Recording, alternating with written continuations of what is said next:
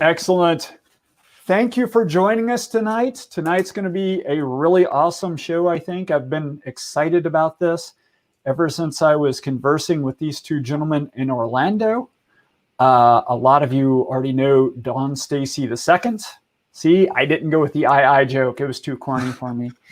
But Don's our coordinator for D5. He's still working hard at spinning up D5. So if you're in D5, ping Don. If you can't find Don for some reason, just comment in here. Hey, where do I find Don? I'll get you in contact.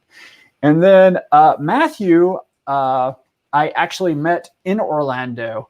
And I'll tell you more about Matthew later. I don't want to kind of spoil the surprise of where this is going, the story arc here. But I've always been really interested in and really passionate about addiction, and more specifically avoiding addiction, because one of my earlier memories in life was my grandfather struggling with cancer and hearing conversations about him having to hide his pain medication because my grandmother would get into it because she was addicted to painkillers. And then my dad was addicted to nicotine. So for me, addiction's always been like a big thing. I've always been very interested in it. And we're going to learn some things about addiction tonight. And I think it's going to be useful. So hang out. This is going to be good. So Don, you prescribe addictive things, particularly opioids. You prescribe opioids. Yes. In my day job, I'm a radiation oncologist, a physician who specializes in giving radiation treatments for cancer patients. And obviously, a vast majority of cancer patients experience pain. And so one of the many tools that I and colleagues use to address that pain are narcotics. And so, yes, I have, in my 15 plus year career, I've treated thousands of patients at this point with some form of narcotic to address their cancer or treatment related pain. So of those thousands, how many would you say, developed a problem, developed an addiction or? Yeah, so that's that's always sort of a tough thing to sort of clarify. I think the most recent data from last year, there was a big paper in one of the cancer journals, and it's obviously a flawed sort of ways of trying to clarify that answer. But the current belief is that approximately 3% of cancer patients who are prescribed narcotics will later develop an opioid substance use disorder or a dependence, essentially. Now, my personal experience, I would say, I do think that overestimates the number. But I think it also depends on how I prescribe. My philosophy of prescribing is sort of, I would say it's atypical, and I think that the way I prescribe leads to, in my opinion, a less risk of that. So I think it's low, but less risky than sort of the typical way that physicians are currently prescribing narcotics. What do you do that's atypical? Yeah, so I think essentially it all goes back to the drug war. The drug war, the government, the state, basically coming down heavy-handed on physicians who prescribe narcotics and basically saying, prescribe the way we want you to, or we will remove your license. Uh-oh. You can't be a physician. You can't get credentials in a hospital. You can't, frankly, in this country, be a physician without a license, an active license. It's just the easiest route for a vast majority of people. And I don't blame other physicians for this. I understand why they do it. The reaction is, okay, I'm going to do as I'm told. I'm going to be super conservative, super careful, which basically means I'm going to prescribe as little narcotic as possible. And I'm going to try to dump my patients off onto pain management and other sorts of physicians, let them deal with it. And so what ends up happening is that you have sort of a a huge surge of untreated pain. And there's all kinds of excellent data showing that physicians are horrible at treating pain anyway.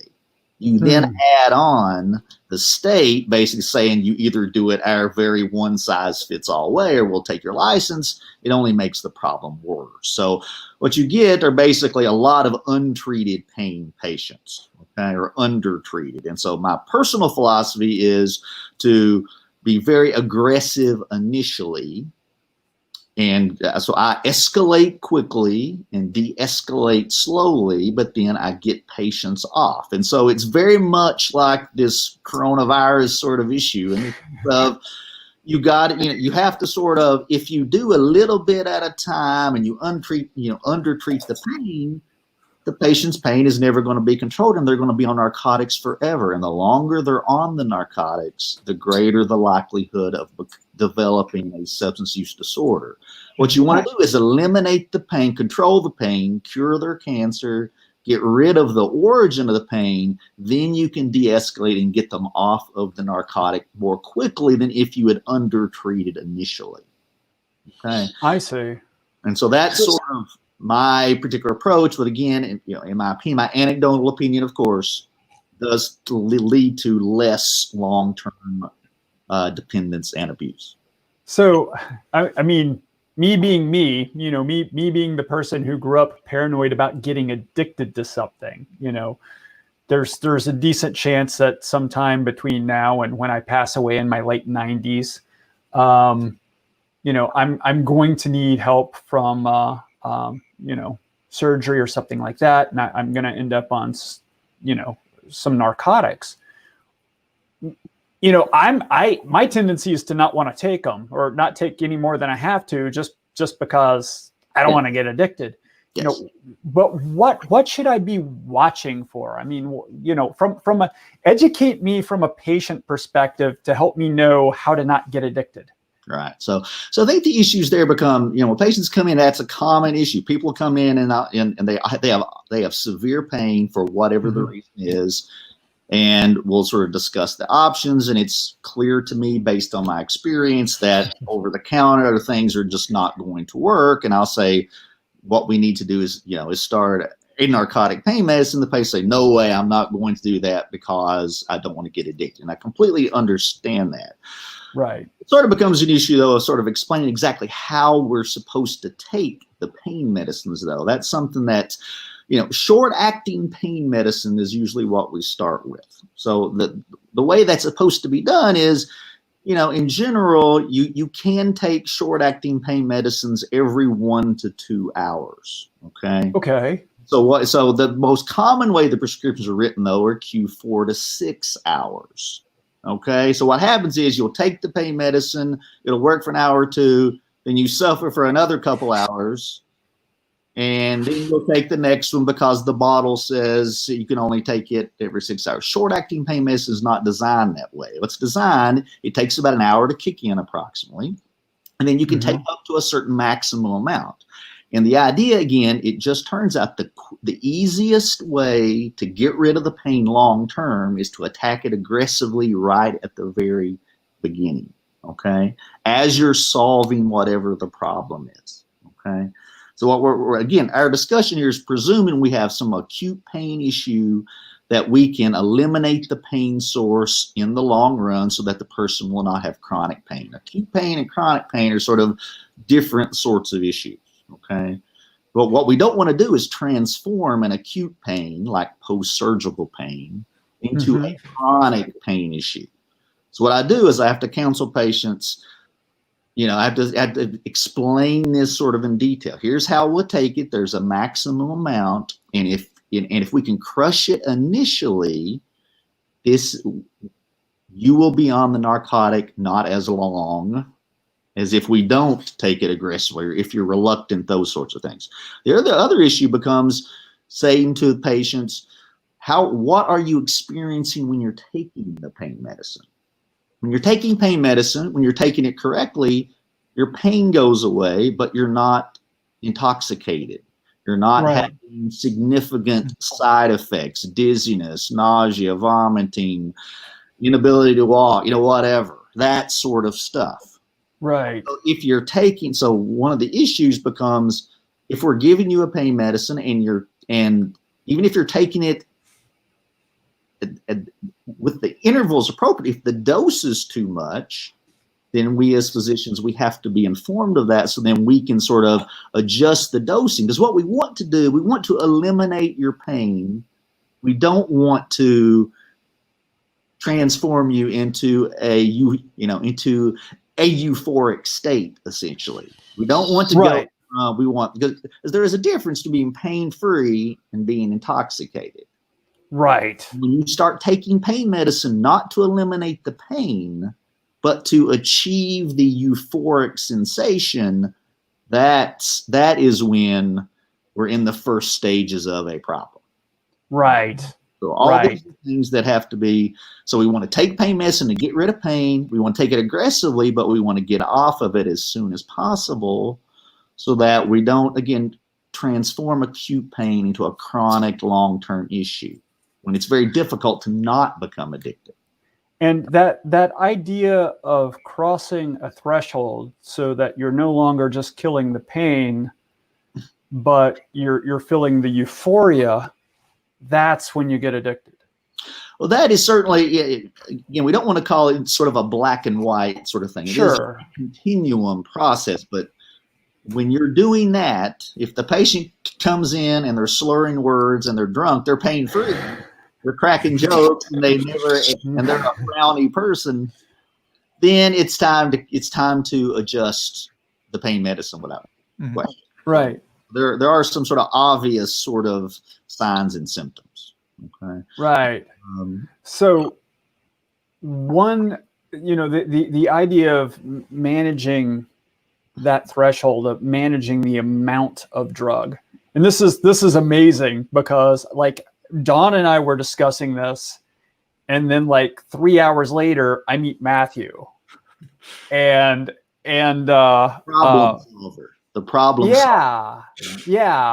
And Matthew is on a bit of a mission to control that level. So Matthew, tell us what you're doing there. Yeah. So I'm a mechanical engineer by education, by trade. I got involved with the opioid epidemic and trying to solve it because I did a lot of research through undergrad and grad work on medical devices. And so now I'm president of a startup company based in Dallas that is trying to address the opioid crisis at its start. I think both you, Robert, and Don, you both alluded to this when you were talking about some of the causes of opioid addiction. And usually the way that opioids are taken, they're taken in pill form. It takes about an hour to kick in. And then at that point, you've got this high concentration within your system, and then it slowly dissipates throughout the day, which means most of the time when you're taking a prescription opioid medication, you'll be, for a certain period of time, above the concentration that your body needs in order to fight that pain. And then later on, you'll be below that, so you'll actually be feeling that pain. And it's typically risk of euphoria, pain. Risk of euphoria, pain. Exactly. Risk of euphoria, pain. And it's really that dichotomy between, feeling a high and feeling pain that leads a lot of people who are susceptible to addictions to like crave that high feeling as opposed to, hey, this low feeling where I'm feeling this pain, this is awesome. No, people don't think that way. They want their pain managed. But in a world where, we have cyclical amounts of this drug in our system, we start to view taking more of the drug or having more of the drug in our system as what we crave. So with some of the startup that I'm working on, one of our biggest products and the thing that we're really getting into right now are opioid pain regulators, which measure the amount of an opioid in your blood and inject a certain amount intravenously into your body and constantly monitor that. So rather than a high spike and then a low where you feel pain, we shrink those fluctuations way down to plus or minus 5% of what your body actually needs based upon what your doctor prescribes. So Don, you as a doctor would prescribe a certain number of milligrams of a pill form, and then we'd convert it to using the patient's body weight, exactly what the concentration. Uh-oh. Don, you still there? I'm still here, yeah.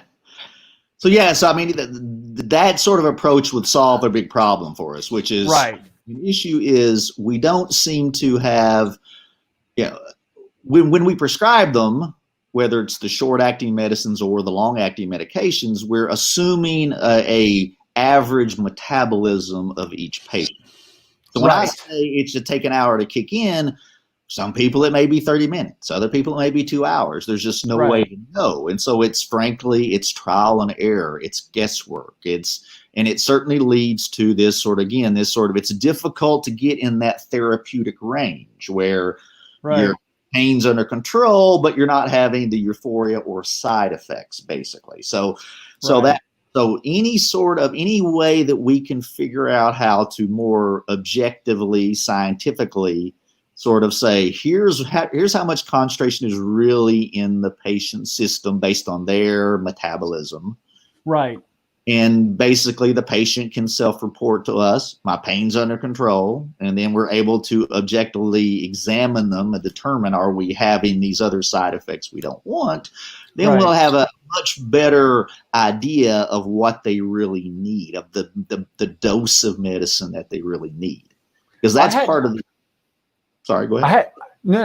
I hadn't even thought about the metabolism part until you just mentioned it. But, a person's metabolism isn't even constant. And like something I ran into a couple of years ago, I had some dental work done. And I went on like a 6-mile run that morning, like an hour and a half before I had dental work done. Mm-hmm. And like the local they gave me, I don't know if it was run related or not. The dentist didn't know for sure. She thought it might be, but my body just tore through that in like half the time it normally would. Right. So she ended up having to dose me again halfway through the procedure. Absolutely. Because again, all these studies are just based on, again, we're talking about, all the pharmacodynamic studies are based on, very particular bell curve parameters, basically. Right. What I've got in the office is an individual patient. And I don't know what their metabolism really is.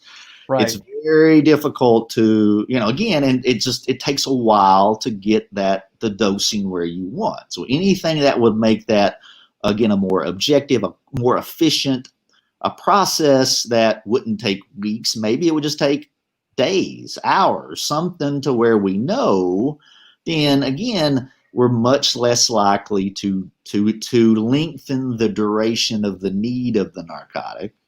Right. Or again, the shorter we can be on the narcotic, the less risk you would have of developing a substance use disorder, dependence disorder later. So.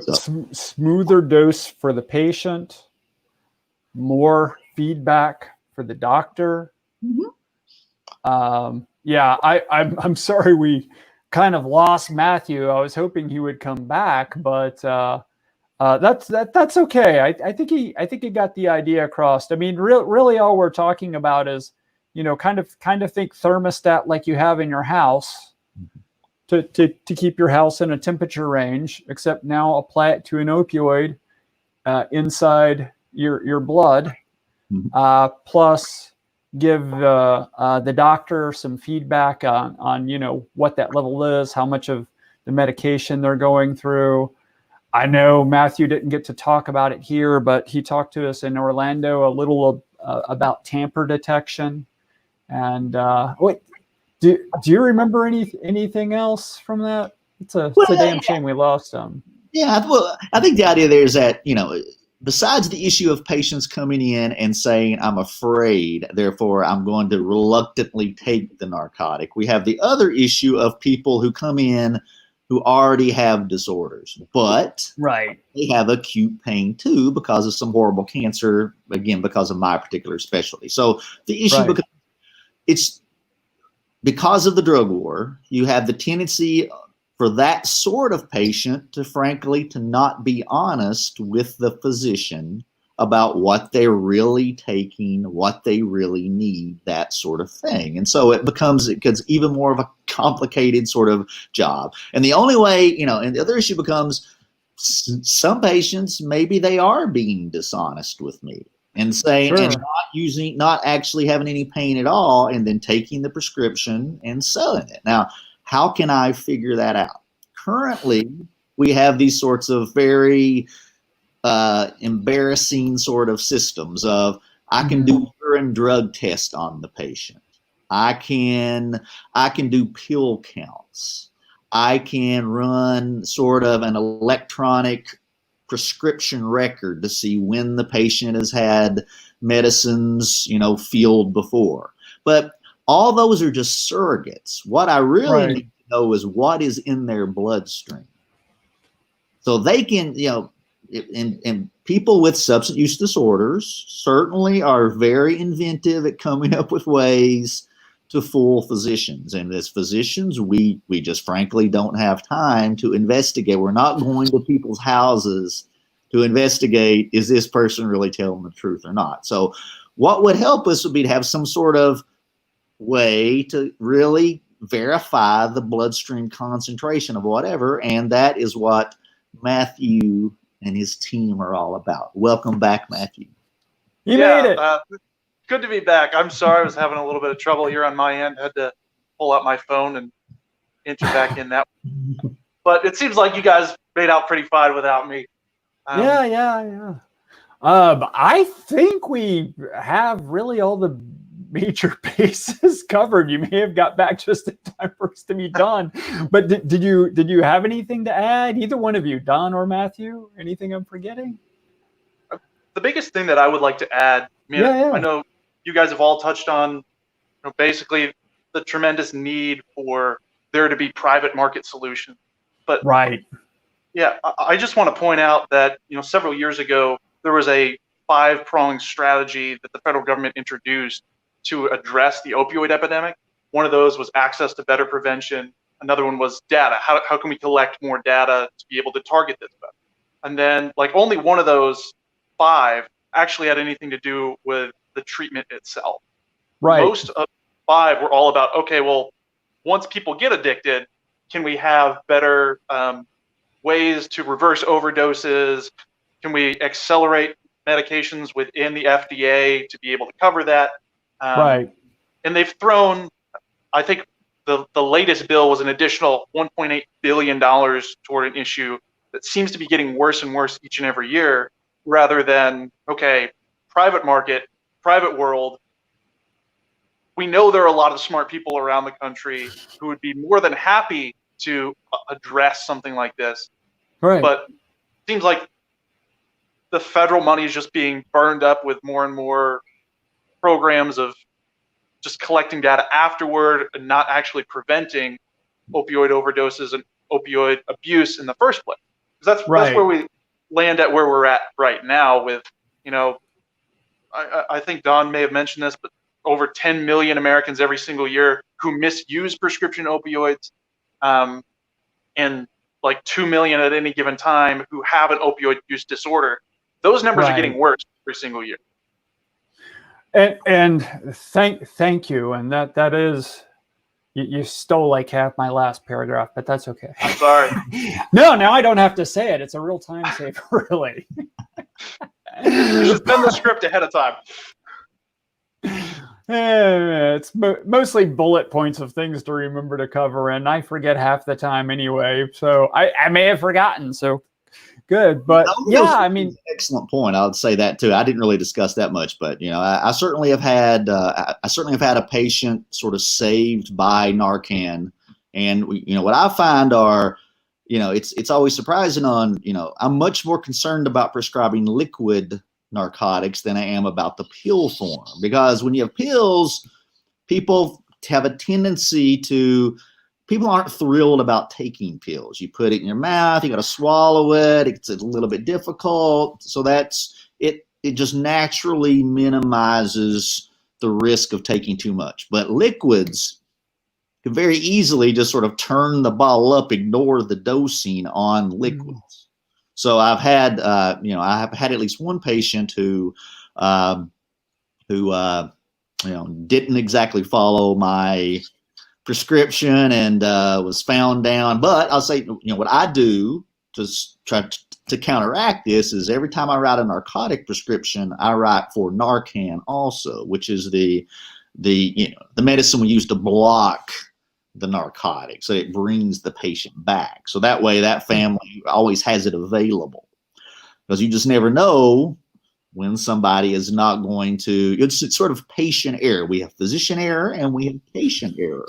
The nice thing about Matthew's sort of potential idea here is that anything that we can take out of human hands, usually there are fewer errors when we have devices and machines. Now, that doesn't mean machines can't malfunction, but when, it's like with planes, we have fewer plane crashes now that we have very sophisticated computer systems helping the planes take off and land and all that.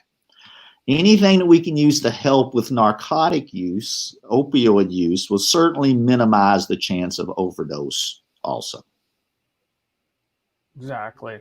And, you were saying there's doctor error and there's patient error. The thing we're really trying to avoid is government error, because when government errors, it costs us all. When a doctor or patient errors, hopefully they can work together and sort it out, or hopefully there's a safety net catches it.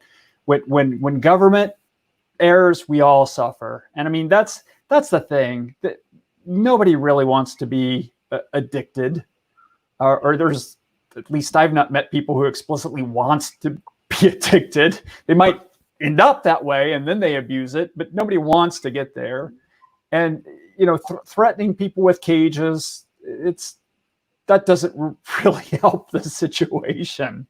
Certainly it interferes 100% with the physician-patient relationship, because a patient is this doctor on my side, or is this doctor trying to save his license? Is this doctor going to undertreat my pain, overtreat it? It sort of interjects questions when there shouldn't be a question. The real question is, this person has a problem. How can I help this person solve the problem with the least side effects, the least risk, short-term and long-term? And instead, the discussions become, I don't want to take the medicine. I'm afraid of addiction because I've been propagandized my entire life about drugs, or I actually do have a problem, but I'm not going to be honest with the physician. So it really interferes every single time I have this discussion. It's never what I would describe as a natural, normal discussion that you would have about any other medicine. Right. And then of course, threatening to take Don's livelihood away, that doesn't help matters either, guys. Yeah. And I mean, the thing is, everybody wants this solved. The doctor wants it to go well. The patient wants it to go well. There's no reason to introduce force into this. The only thing you have to do is offer solutions. Everybody's looking for solutions. Yeah, it's a comical idea to say, well, you're misusing a drug. We're going to jail you where you can get any drug you want anyway, in an unsupervised way, instead of led by a physician who actually knows. It's by Jailhouse Rick. Right. So again, anytime you have state involvement in these matters, it only makes things more risky and more dangerous. When you have private sector involvement like Matthew, you solve problems, you minimize risk. That's what we want. Exactly. You don't solve the opioid crisis with government. You solve the opioid crisis with these guys. So thank you to both of you. I am going to mention GOJ 2020. There's a shorter site now but I've learned there's a permutation of it that goes to a site we don't want to direct people to, and I didn't just recheck it. So let's just say joj2020.com for now. So absolutely support Joe Jorgensen if you're in Kentucky, or probably just about any state you're in. It'll probably help with ballot access. With Kentucky, we definitely need it. And of course, I do go through a little money kind of boosting these sometimes, do some targeted ads. I need to get some yard signs and stuff like that out. So if you want, feel free to throw money at perry4ky.com/donate, and I will find something useful to do with that. That's very impressive, because this gets confusing on here because the image is flipped. Good job. Right down there, guys. Very good. Well done. Thank you so much for joining us. This really is a issue I'm crazy passionate about. I learned a few things. I hope you guys learned a few things too. So thank you to the doctor. Thank you for the entrepreneur for coming on and helping us learn a little about this issue. Have a good night, everyone.